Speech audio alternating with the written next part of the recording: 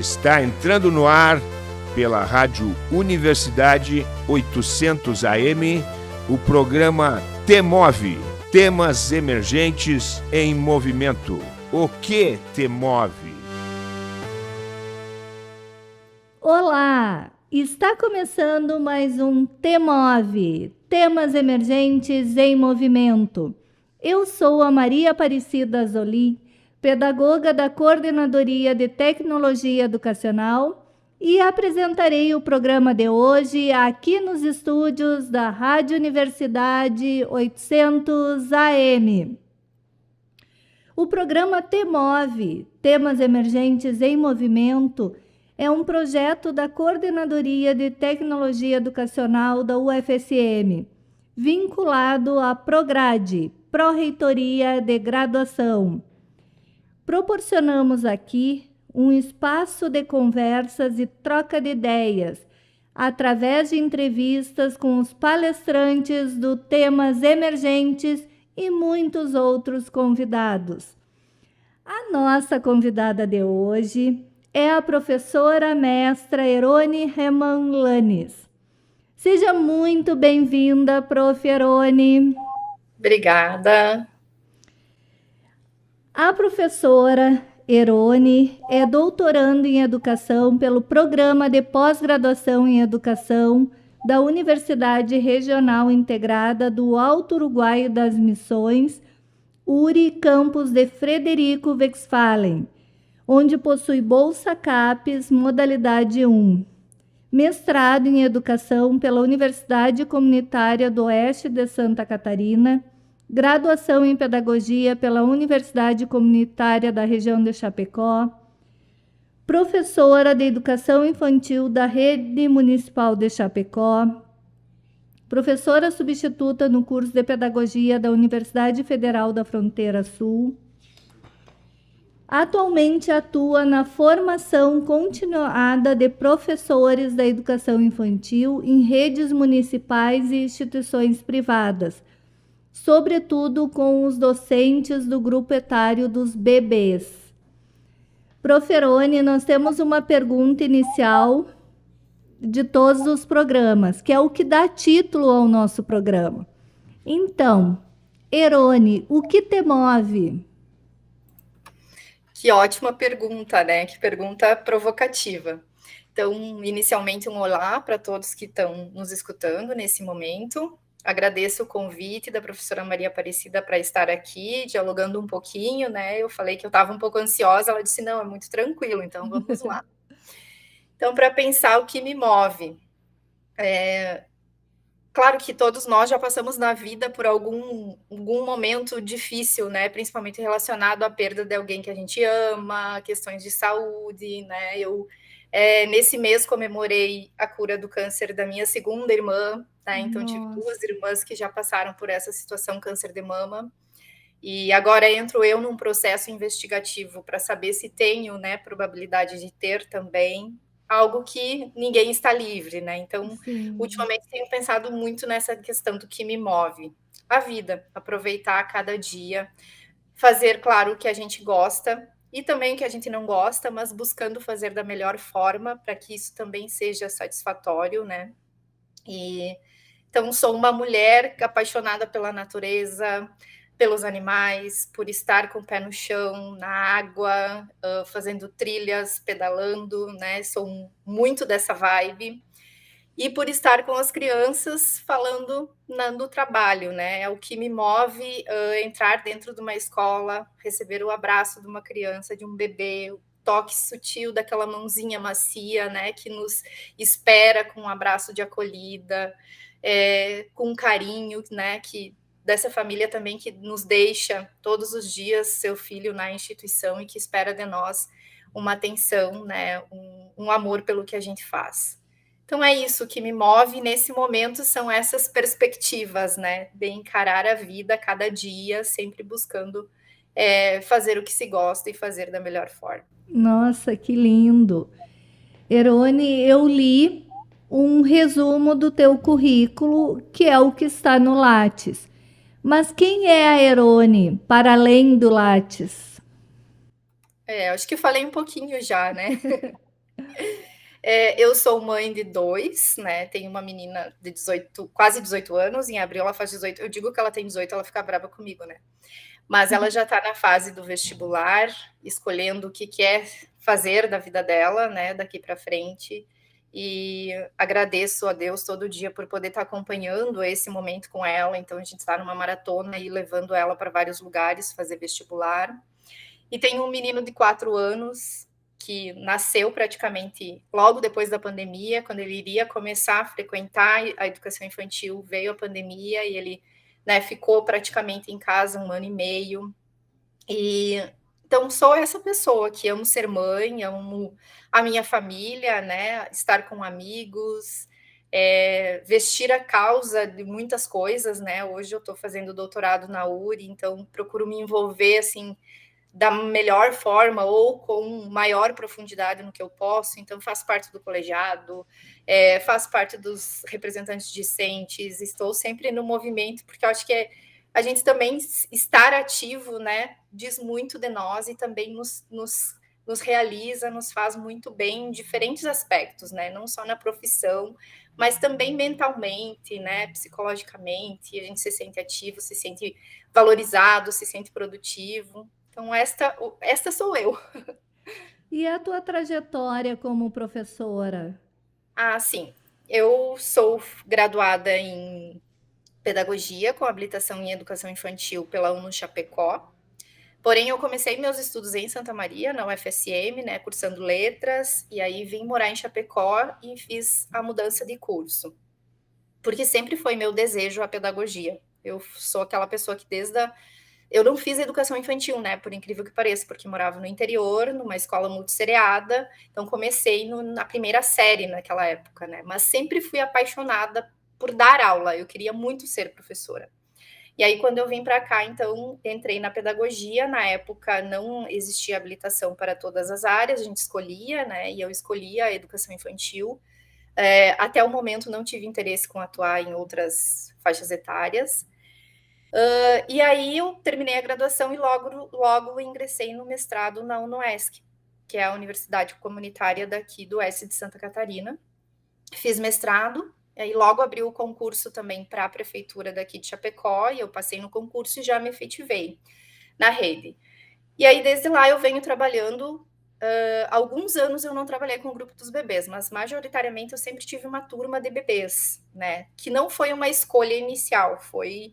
Eu lembro muito bem que nós tínhamos, éramos eu e mais uma colega que fomos aprovadas no concurso, e eu tinha passado um pouco, com uma nota um pouco melhor que ela, então eu tinha preferência de escolha de turma.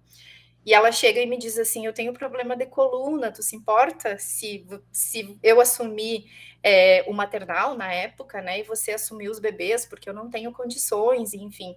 E eu já tinha todo aquele estereótipo de trabalhar com os bebês desde que eu me formei, porque desde do estágio a gente ouvia muito essa questão de que é difícil, que os bebês você só faz isso, só faz aquilo e não faz nada, né? Então, aos poucos, na minha trajetória, fui desconstruindo isso, atuando com os bebês. E aí, depois, atuei como professora substituta na UFES, que é a Universidade Federal daqui da Fronteira Sul, né, no campus Chapecó.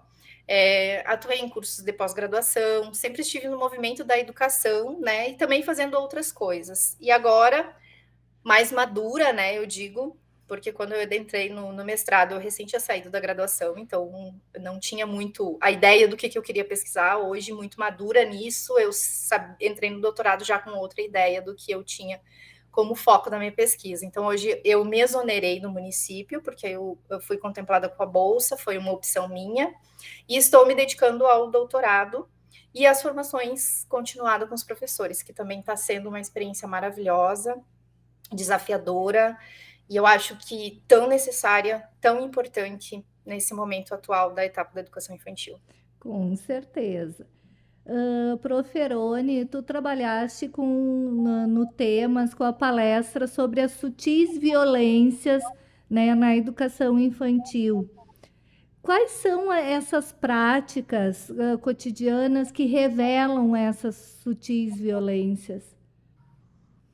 Sim, eu gosto sempre de pensar essa questão das sutis violências a partir de dois aspectos, né? Porque Na educação infantil, para quem é da área ou para quem lê minimamente um pouco a área, sabe que a gente trabalha muito nessa perspectiva do que é cuidar, do que é educar, né? Embora isso seja uma perspectiva errônea, né? Porque a gente tem que tratar esse binômio educação e cuidado de maneira indissociável.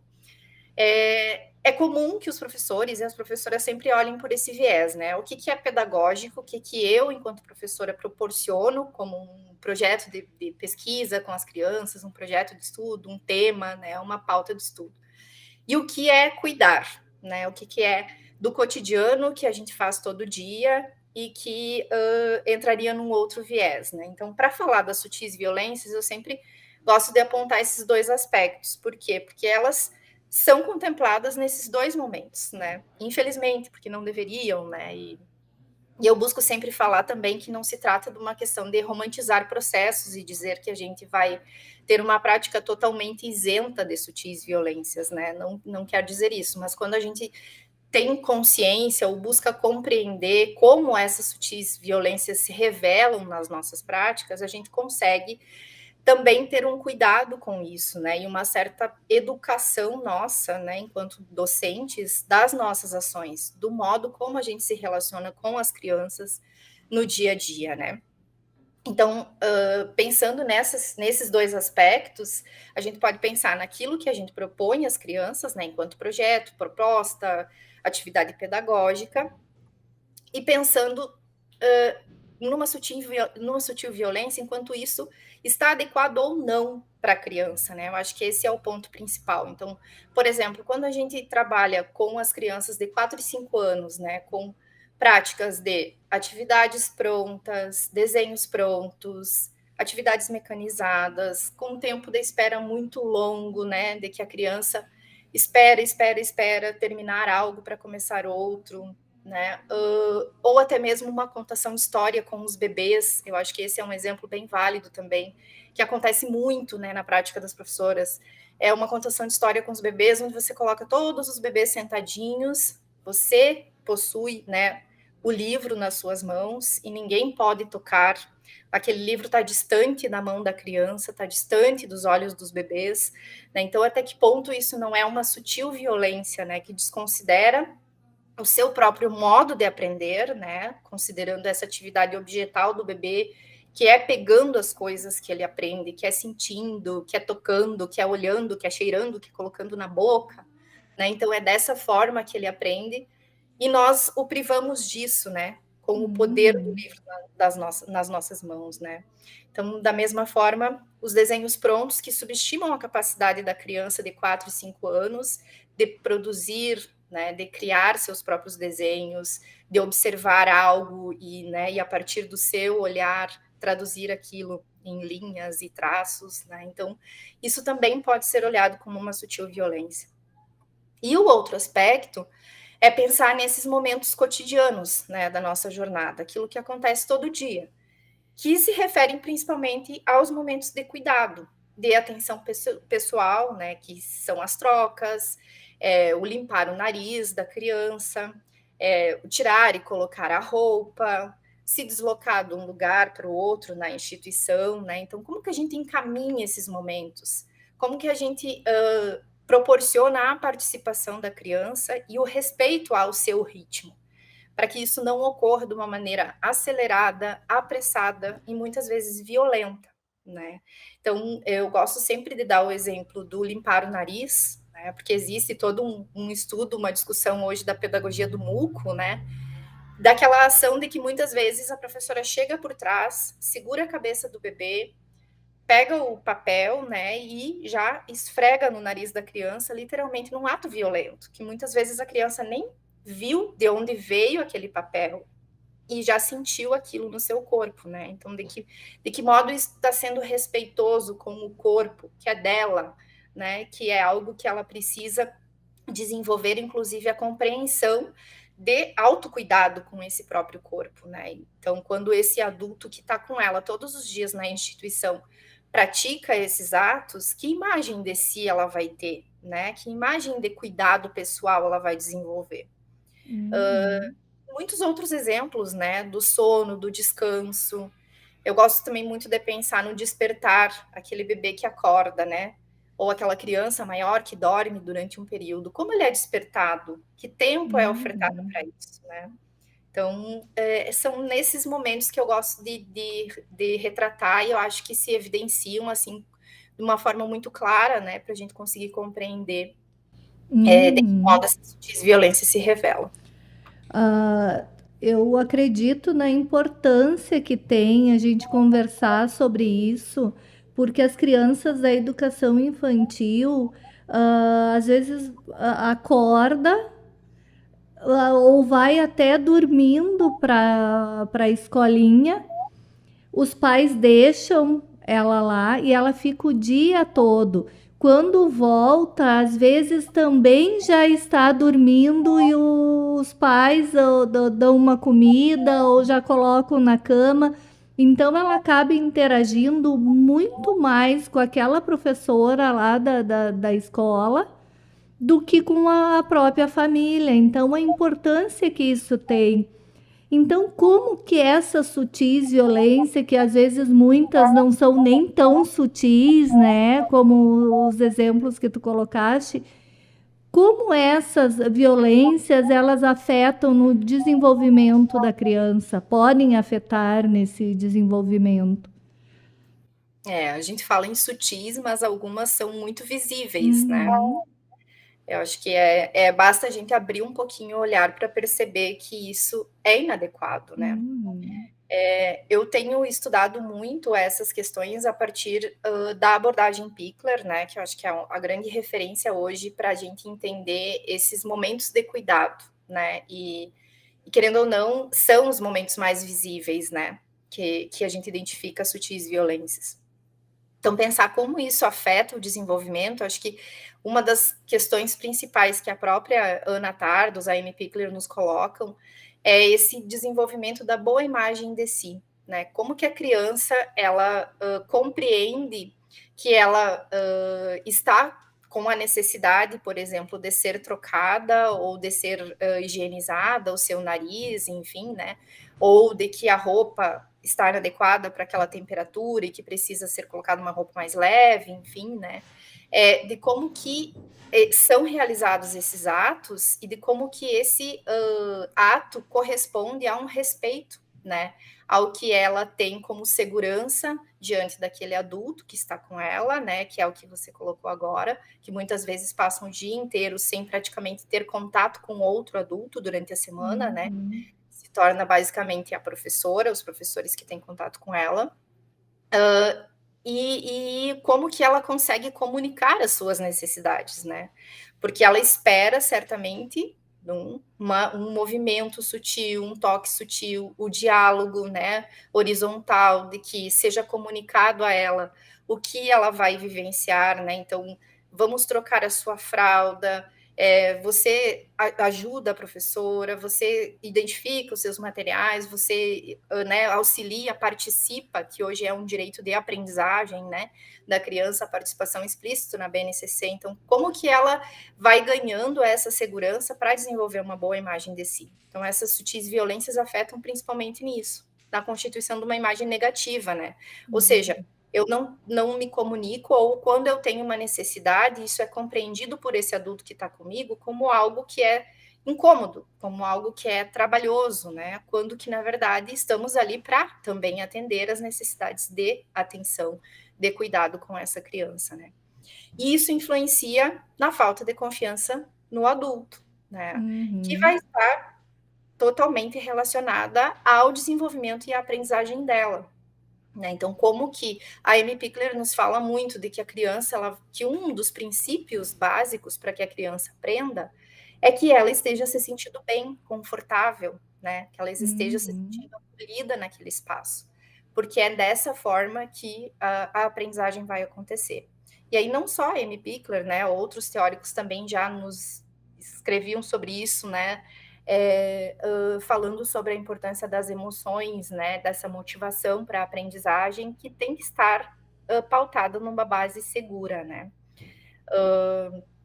A Ana Tardos, que é a filha da Amy Pickler, ela nos escreve também que essas formas, né, de tratar a criança, elas mostram que o adulto não tem confiança nela, então, e que também não acredita que ela seja capaz de compreender o que ele espera, né, o que esse adulto espera como um comportamento ideal da criança, né? Então, isso influencia diretamente no seu desenvolvimento psíquico, da linguagem, né, de como que a criança vai manifestar suas necessidades, seus desejos, suas emoções, né? Então, desenvolvimento emocional, social, enfim.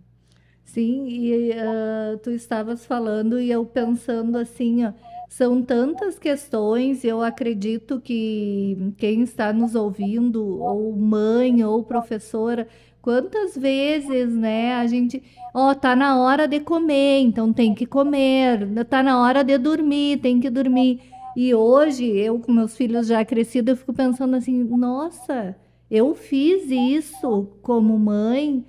E se eu tiver agora que comer sem estar com fome, eu me colocando no lugar, né? Imagina tu ter que comer porque é o horário da alimentação, tu dormir sem estar com sono, né? Então, quando a gente começa a se colocar no lugar, pobres crianças, né? Então, realmente são violências. Exato. O que significa dizer que a criança é um sujeito histórico e de direitos? Bom, acho que essa pergunta é uma pergunta quase que de uma aula de pedagogia, né? Aham. É uma pergunta que a gente estuda e sempre há o que refletir, né? Quando eu trabalho com as formações de professores, eu sempre trago essa questão, né, do que é uma criança. Inclusive, quando, né, discutimos um pouquinho no temas, eu trouxe também essa questão. Por quê? Porque na vida acadêmica a gente escuta muito, né? Aquele conceito que está lá nas diretrizes, que é muito bonito, muito amplo, né? Completo, diria, complexo, que nos diz tanta coisa, mas que precisa de fato acontecer, né? Se efetivar. Então, pensar um sujeito histórico de direitos requer que a gente pare um pouquinho para pensar na história da criança, né? E na história das próprias infâncias, né? Que a gente fala infâncias no plural, no sentido de dizer que também existem diversas infâncias dentro, né, numa perspectiva social e também geracional, né?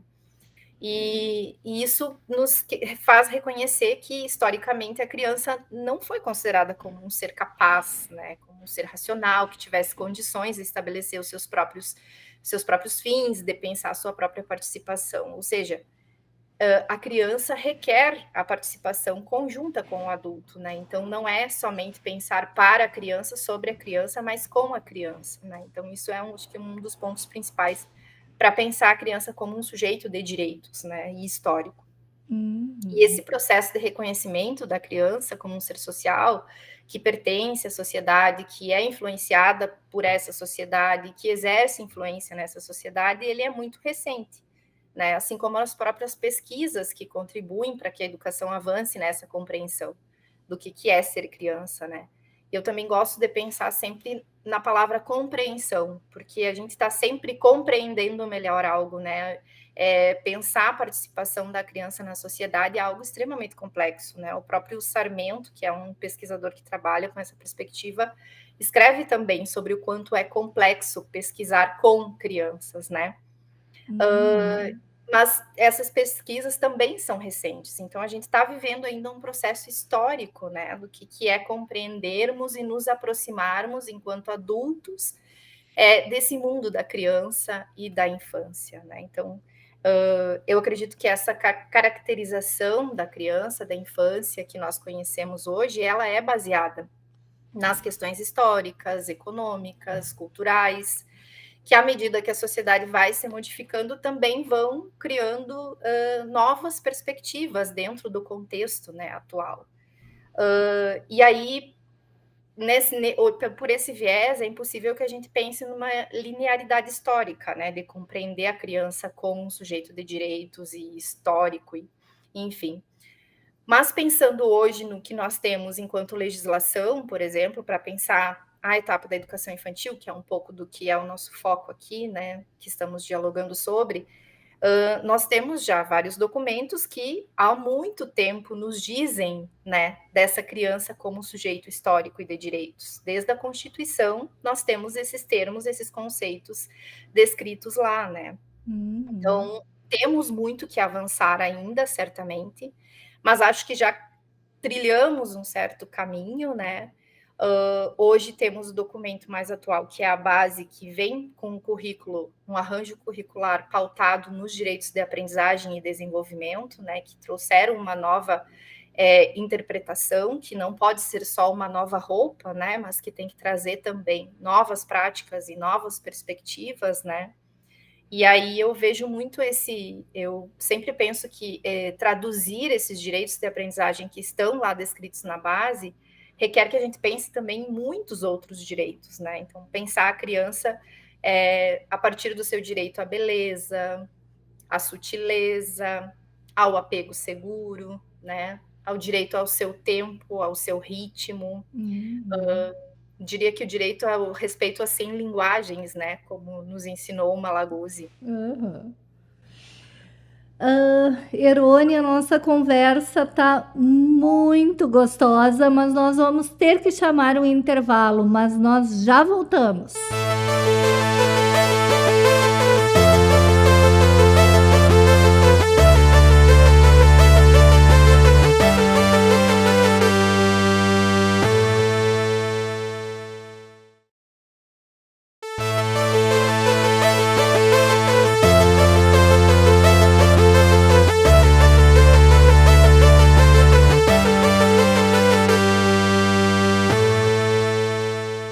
Estamos de volta com o TMOV.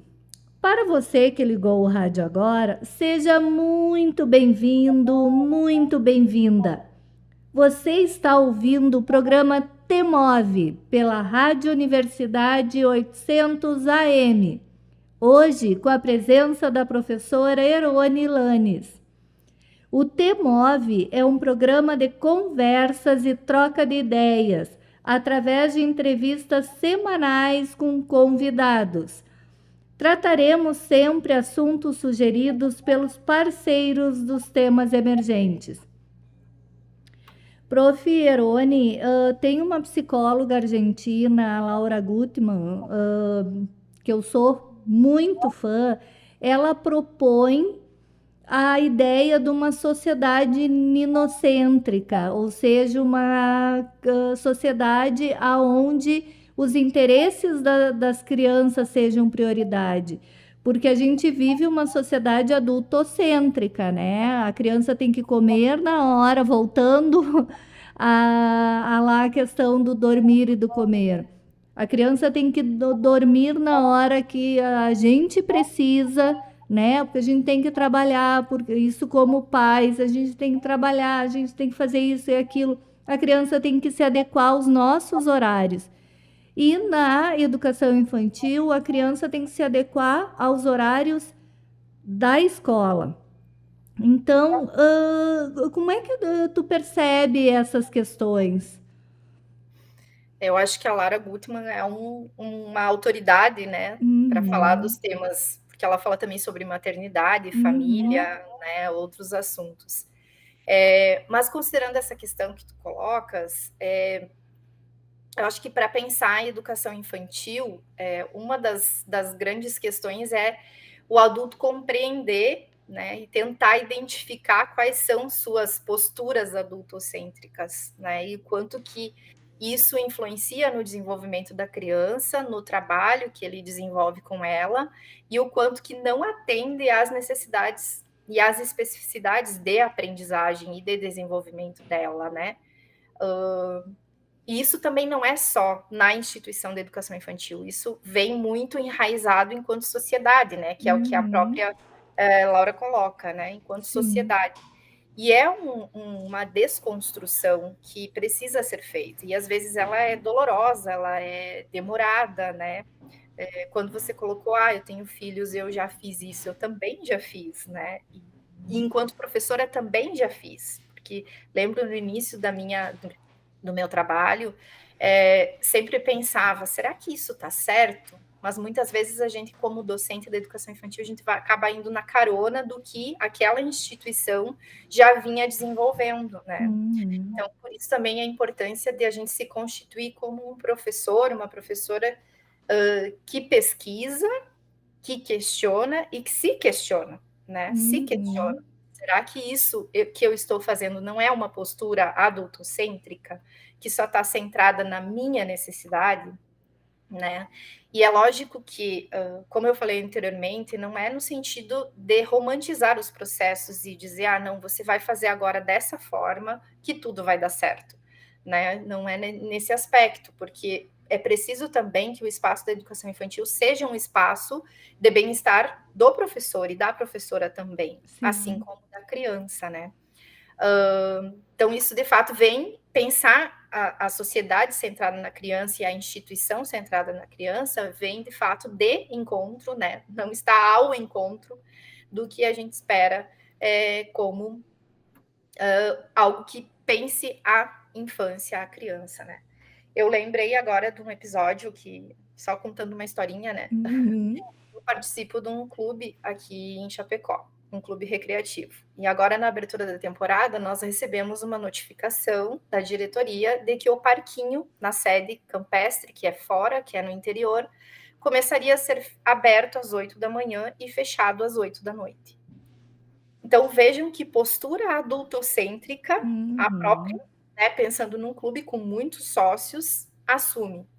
E a criança, invisibilizada, sem voz, né, iria perder o seu único espaço, não o único, porque tem um espaço de área verde, enfim, tudo mais, mas o parquinho é o retrato do que é a criança e a infância. Então, eu fui uma das que já enviei um recado com algumas questões, porque eles, inclusive, colocavam que só poderiam crianças até os 10 anos, então puxei algumas legislações. Que criança é até 12. Exato. E para questionar, bom, o que vocês esperam de uma criança que é privada de ir ao parquinho antes das 8 da manhã? Porque a criança que está no clube tem área para camping, a criança vai acordar super cedo, empolgadíssima para ir brincar, né? Da mesma forma à noite. Então, qual a justificativa para o parquinho fechar às 8 da noite se os quiosques podem ficar até às 23 horas? Então, isso me chamou muito atenção, e quando tu faz essa pergunta, eu me lembro, assim, exatamente dessa postura, né, que enquanto sociedade a gente também assume e às vezes aceita. Então, não podemos aceitar, né? Nos questionar, né, essa postura está atendendo ao que a criança precisa também, enquanto nosso papel de auxílio para que comunique, né, suas necessidades. E eu acredito, Erone, a importância da gente ouvir a criança, escutar a criança, porque mesmo um bebê que ainda não está oralizando, ela expressa as suas necessidades, né? Então a criança precisa ser escutada, independente da faixa etária, né? Exato. Isso é algo extremamente complexo, né? A gente precisaria alimentar isso. Eu gosto de discutir com as professoras nos momentos de formação continuada essa questão da observação, e eu sempre provoco elas a observar os bebês sem o julgamento e usar um instrumento de registro sobre aquele bebê sem julgar. E o quanto é difícil. Elas vão, às vezes, relatar uma ação da criança, mesmo que a gente esteja trabalhando com um vídeo, por exemplo. Elas acabam sempre colocando, não demonstrou interesse por tal coisa, né? Então, já julga-se, não fica centrado na ação da criança e traz a sua perspectiva. Então, é algo que é enraizado, que é complexo, que é desafiador, e que a gente precisa estar sempre buscando compreender melhor, né? E alimentar essa pergunta dentro de nós, né? O que eu estou fazendo? Estás atendendo à necessidade ou à comunicação desse bebê, né, tão pequeno? Com certeza. Tu escreveste um capítulo junto com a professora doutora Jordana Tim no livro Não Violência e Educação da América Latina, volume 4, com o título De que é feita uma escola de infância? considerações sobre sutis violência, escuta e ética. Eu gostaria que tu comentasse um pouquinho sobre esse teu capítulo. Sim, a Jordana, ela é a minha orientadora, né, no doutorado, uma pessoa parceira, maravilhosa. Uma querida. Uma querida. Uma grande amiga se tornou, na verdade. E esse capítulo, ele é, de certa forma, não chega a ser um recorte, mas é um braço do estudo da minha tese, onde eu pesquiso a avaliação na educação infantil, e hoje eu venho tentando discutir um campo epistemológico, né, para pensar a avaliação na educação infantil, considerando o acompanhamento do desenvolvimento da aprendizagem e a ação docente, né, então o que isso contempla, e muito nessa perspectiva que eu sempre discuto, de que a gente não está buscando a perfeição, mas, enfim, um ponto de equilíbrio onde o docente também se sinta, né, capaz, né, porque não fique naquela perspectiva de dar conta de uma prática que às vezes é utópica, porque a gente não dá conta de tudo, mas que atenda, né, a perspectiva de avaliação da criança. E aí, investigando esse assunto, nós chegamos a essas discussões de como pensar o acompanhamento do desenvolvimento da aprendizagem com relação ao comportamento, que é muito o que, às vezes, os professores pautam a escrita dos relatórios, dos pareceres, né, de aprendizagem e desenvolvimento. Então, aí fomos buscar essas discussões, e a questão das sutis violências já era uma leitura que eu tinha anteriormente e que fomos aprimorando para, quando surgiu, né, a escrita do artigo também, aprimorando para enviar para o livro. Por quê? Porque como que a gente avalia um comportamento do bebê, da criança, descreve isso, né, de maneira às vezes descontextualizada e coloca numa perspectiva negativa, né, em relatórios ou em pareceres. Porque se a criança recebe uma sutil violência, como que ela retorna isso, né, para nós? Então eu trabalho, né, hoje a minha tese tem uma perspectiva de pensar dimensões da avaliação, né? Então, pensando entre elas acompanhamento, diálogo, estética, ética, né? Teria que pensar a minha tese aqui, que está em construção, para conseguir retratar melhor. Mas é nessa perspectiva de pensar essa dimensão da criança na sua inteireza, né? Porque eu não posso só pensar as coisas que ela faz ou não faz, mas o que ela vive na instituição. Também diz da aprendizagem e do desenvolvimento. Então, foi ali que surgiu a escrita do artigo, né? Então, nesse artigo, a gente acabou intitulando De que é feito uma escola da infância e considerações sobre sutis violências, ética e, enfim, pensando nessa discussão, né? Nessa postura também de quem constrói a escola da infância, que é feita pelas ações dos docentes e das crianças, né? Então, ali faço o convite à leitura, é um texto breve, mas acho que está bem gostoso de ler. Não, tá ótimo. Eu li e amei. Até vamos fazer um jabá. Quem quiser acessar esse livro, ele está disponível gratuitamente. É só acessar Grupo Labirintos, www.grupolabirintos.org. Tem esse livro e muitos outros. O da Não Violência está na 4ª edição. Então, pode acessar e baixar gratuitamente. Vale a pena. Erone, como é uma sala de aula que tu consideras assim o teu sonho? Isso a gente imagina, né, muita coisa, concretizar, pensando em educação pública, né, a gente deseja muito ainda, né.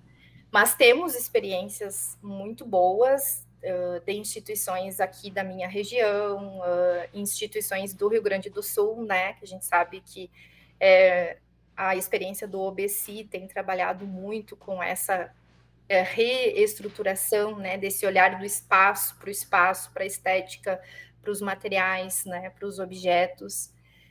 Mas, enfim, pensando numa perspectiva palpável, né, a nossa realidade de educação pública, eu sempre tento pensar nesse espaço como o espaço que instiga a curiosidade da criança, né? Então, para além, claro, dos espaços externos, que também devem ser utilizados tanto quanto um espaço de sala referência, mas que essa sala referência seja um espaço esteticamente convidativo, mas não no sentido de cenários, né? Hoje a gente tem visto muito esse equívoco de pensar espaço como uma decoração, mas onde não se encontra de fato uma intencionalidade, né? Uma objetividade. Então, é complexo pensar isso, articular isso às diferentes questões do nosso dia a dia, como planejamento, observação, pequenos grupos, né? Trabalho em pequenos grupos, atender às vezes a heterogeneidade de um grupo, principalmente dos bebês, onde às vezes a gente tem bebês de 4 meses com crianças de quase 2 anos na mesma sala referência. Mas é possível, né? É possível quando existe um trabalho conjunto. É claro que vai demandar de uma organização diária, né? Porque as crianças vão tirar as coisas do lugar, vão usar o chão, né? Vão bagunçar, digamos assim. Mas é nosso papel ter esse olhar para o que a gente propõe e por que isso instiga, né?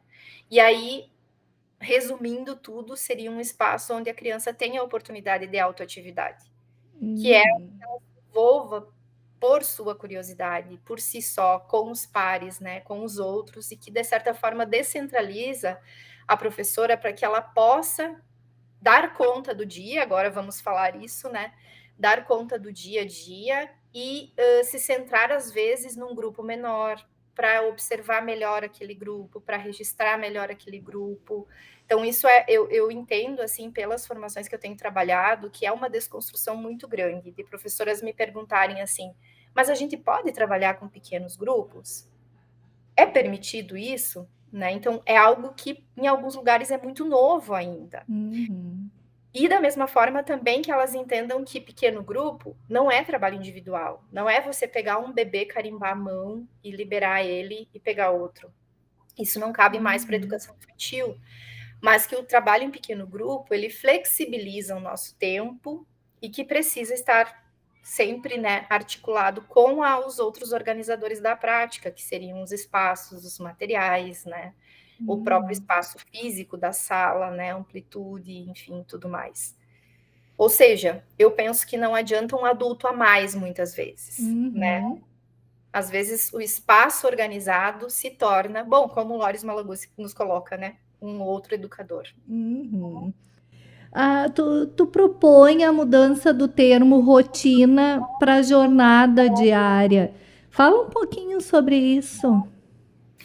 Essa discussão nós fizemos no momento de organização aqui da rede, dessa questão da rotina, porque nós tínhamos muito aqui na rede de Chapecó, né, que é o local de onde eu falo, essa questão das horas, né, aula de 45 minutos, e aquela rotina também, onde as professoras imprimiam imagens estereotipadas e colocavam na parede, e todo início de tarde ou de manhã realizava aquela rotina com a criança, como se a criança tivesse que decorar aquilo, né? Decorar aquela sequência de acontecimentos e encarado como um conteúdo da educação infantil, né? Então, vem um pouco na desconstrução disso, de entender que a rotina, sim, ela é fundamental, mas que esse conceito pesado de rotina não cabe para a aprendizagem da criança, né? Isso é algo que é necessário considerando horários da instituição, de alimentação, de entrada, de saída, de intervalo dos professores, de troca dos professores,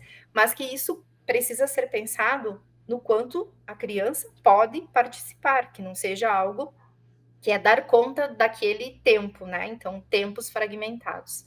E aí nós discutimos muito isso quando pensamos isso na rede, num grupo de trabalho que reuniu vários professores e defendemos essa questão da jornada cotidiana, que é algo também que outros estudiosos da área nos trazem, né? Pensar a jornada com tempo mais alargado, pensar que a jornada, ela é o todo, né? Então, não separo atividades pedagógicas ou momento da atividade, ou hora da atividade, né? Que a atividade pode acontecer nessa jornada de acordo com o fluxo, né? Com o fruir desse dia a dia. Então, é nessa perspectiva que a gente tem defendido e que hoje eu, né, tento levar isso sempre que eu falo sobre educação infantil, de que a gente desconstrua essa questão da rotina enraizada, né, que gera práticas inadequadas, tanto com relação às crianças, quanto com relação a essa correria que se torna o dia a dia quando a gente quer fazer muitas coisas, né, com hora marcada, digamos assim. Sim. A pandemia, ela deixou marcas nas crianças da educação infantil? Que marcas são essas? Porque a gente ouve falar nos efeitos geralmente focado no adolescente ou nas crianças maiores. Agora, nas crianças da educação infantil, quais foram esses efeitos que a pandemia deixou? Eu vou te falar assim uma perspectiva bem pessoal minha, né, e da experiência de professora que trabalhou no ensino remoto com a educação infantil e com os bebês, que eu achava algo quase que impossível, né? Mas a gente vai se reinventando e encontrando formas de realizar um trabalho que eu considero hoje como significativo, para alguns mais, para alguns menos, né? Mas, enfim, as crianças que participaram vivenciaram aquilo de maneira bem prazerosa, acredito eu, né? Junto com a família, né? Um momento, então, que a família, mesmo sentando na frente do computador, esteve junto com o bebê, né? Falando da turma que eu tinha naquele momento. Mas, ao retornar, os bebês, ao meu ver, trouxeram muitas marcas. Principalmente aqueles que nasceram na pandemia, que viveram o primeiro ano de vida na pandemia.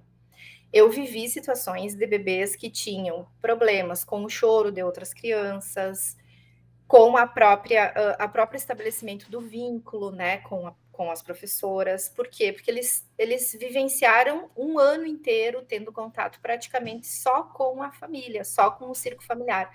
E muitas famílias nem com os avós, né? Uhum. Eram questões que a gente sempre buscou dialogar com os pais e eles nos traziam isso, né? Ele está só acostumado comigo e com o pai, né? Geralmente, ou no máximo com o irmão. Então, isso trouxe reflexos nessa questão da criança se sentir segura com um outro adulto, com um estranho, né? E pensando nas crianças da idade do meu filho, por exemplo, que tem 4 anos, eu percebi, e até esses dias o pediatra dele me falou: será que tu não tá com um olhar muito de professora? Né? Que me disse há um tempo, mas eu percebi a questão da linguagem, pelo fato de que eu estava em casa trabalhando também, e na época da pandemia eu estava na Secretaria de Educação, então uma demanda de trabalho imensa. O meu marido também é professor, então com aulas online, e isso demandou um tempo enorme, embora, né, quem esteja de fora não acreditasse, a gente trabalhou muito, né? Uhum. E ficamos praticamente nós em casa. Isso que eu tenho uma filha que também participou, né? Mas ela também tinha aulas e participou do tempo dele. Mas mesmo assim, eu percebi a questão da linguagem, o quanto que o fato dele interagir com mais crianças faltou, né? E eu acho que isso também dependeu muito das famílias. As famílias que ficaram mais reclusas, certamente as crianças algumas delas não queriam voltar para a escola, né? Porque estavam praticamente aproveitando maior o tempo dos pais. Então, isso também teve um outro ponto que a gente pode considerar positivo, né? Mas eu falo mais em relação aos bebês, que eu acho que é o que eu mais senti, assim, que eu mais vivenciei, né? Sim. Eu queria que tu falasse um pouquinho sobre o vínculo afetivo e o apego na educação infantil.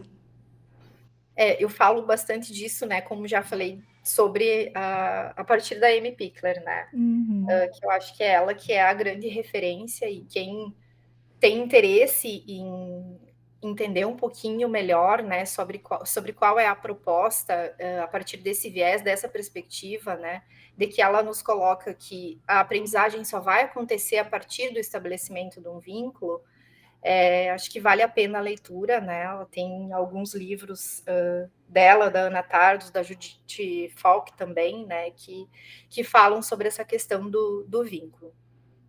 E aí, falando em vínculo e apego, né? O apego seguro, então acho que eu até já dei uma pincelada antes, né? É essa questão da criança que chega para nós na instituição de educação infantil, que muitas vezes é o primeiro espaço fora da família que ela vai frequentar, principalmente para os bebês, né? E que demanda de que essa criança se sinta segura, né? Porque ela praticamente, possivelmente, nunca participou de um outro espaço com tantas outras crianças junto ao mesmo tempo, né? Ressalva alguma festa infantil, algum momento de parque, enfim. Mas diariamente ter 20, 25 colegas junto dela, dividindo o espaço, dividindo brinquedos, dividindo atenção, dividindo colo, é a primeira vez, né? Para os bebês que chegam. E para que ela se sinta segura, ela precisa ter uma base segura, né? Que é dada pela figura do adulto que está junto com ela. Então, o apego ele vai se constituir nessa base segura que o bebê, para que o bebê e a criança passem a explorar, a conhecer o mundo, a explorar os objetos, a se movimentar com maior segurança, com maior destreza. É essa a perspectiva que a Amy Pickler nos traz, né? E que eu acho fantástica para pensar o quanto que isso contribui para a aprendizagem e para o desenvolvimento da criança, né? E eu sempre gosto de representar essa questão da constituição do apego a partir do exemplo que a Leila Lopes, que é uma estudiosa, né, principalmente dos 0 aos 3 anos, ela cita no livro que se chama Educação, Cuidado e Desenvolvimento das Crianças de 0 a 3 anos, que ela fala sobre o momento da alimentação, quando o bebê se comunica com o choro quando está com fome, né? Então ele chora para pedir a mamadeira. E aí ele repete isso, né, várias vezes, e quando ele é atendido nessas várias vezes pelo adulto, ele vai constituindo uma imagem desse adulto como alguém que atende às suas necessidades, que entende a sua forma de se comunicar, que compreende, né, que o choro é a sua forma de se comunicar, e vai entender que ele sabe se comunicar, né? Então, eu choro, eu sou correspondido, eu sei me comunicar, né? Então, isso cria uma base segura, uma confiança em si, que o bebê vai constituindo, né, com o tempo, que é fundamental para a sua aprendizagem, para o seu desenvolvimento. E aí, em contrapartida, quando ele não é atendido, né, ou seja, ele chora e não é atendido, ele chora novamente e não é atendido, e esse ciclo se repete por várias vezes, ele vai compreender o quê? Bom, eu não sei me comunicar, não adianta eu chorar, eu vou me fechar, né? Então, isso, para o desenvolvimento do bebê, é extremamente negativo, né? Porque ele não adquire a confiança em si e não vai ampliar essas formas de comunicação, né? É claro que aqui é um exemplo bem extremo, né? De sim ou não acontece dessa forma tão estanque, mas é um modo muito claro da gente conseguir compreender nessa questão do apego seguro e do apego inseguro e da importância do adulto nesse movimento, né? Sim. Erone, infelizmente a gente já está se encaminhando para o final. Essa hora passou voando. Eu gostaria que você deixasse uma mensagem aos ouvintes, mães, pais que estão nos ouvindo, professores e professoras que estão nos ouvindo. Bom, acho que a mensagem não poderia ser sem tratar que estamos em período de final de ano, né? Período quase Natal, período de festas. Acho que ultimamente a gente tem passado por tantas questões depois da pandemia, tantas histórias tristes no nosso país, né? Que nos convidam, né? E nos convocam a valorizar um pouco mais a vida, a família, né? As crianças, a novidade que mora nelas, a alegria, a espontaneidade, o movimento, né? Então, para as mães e pais, aproveitem seus filhos, né? Eu sei que muitos não vão ter férias junto com os filhos, e isso de fato é difícil. Mas minimamente buscar no final da tarde viver um momento de qualidade que não precisa ser tão longo, mas que seja de qualidade, já faz uma diferença enorme, né? Para o desenvolvimento dessa criança. E para os professores, que aproveitem o ócio, descansem, né? Olhem para coisas bonitas, façam viagens interessantes, mesmo que seja na sua região. Às vezes a gente pensa que para viajar precisa ir muito longe, né? Mas alimentar a alma, às vezes, basta ir em algum lugar que a gente goste, que a alma já viaja de diferentes formas, né? Então, é isso. Agradeço muito a escuta, espero ter colaborado um pouquinho com cada um que ouviu o programa, agradeço o teu convite e um beijo grande a todos. Quero te agradecer, Oni, muitíssimo por esse momento fantástico de reflexão que tu nos proporcionaste. Muito obrigada. Eu que agradeço. O TMOV vai ficando por aqui. Eu sou a pedagoga da CTE, Maria Aparecida Zolim, e apresentei o programa de hoje. O nosso programa conta com a produção da comunicadora social Luísa Peixoto e da diretora da CTE, Lisiane Miller. Trabalhos técnicos de Giano Al e direção de rádio de Jonathan Ferreira. Você pode ouvir novamente essa e as outras edições do nosso programa no YouTube. Acesse lá youtube.com/capacitação digital UFSM. O nosso canal já tem mais de 15.000 inscritos. Vão lá, se inscreva, curta e compartilhe. Nós estaremos de volta na próxima semana, falando sobre os temas emergentes em movimento, aqui pelos estúdios da Rádio Universidade 800 AM. Obrigada pela sua audiência e até semana que vem!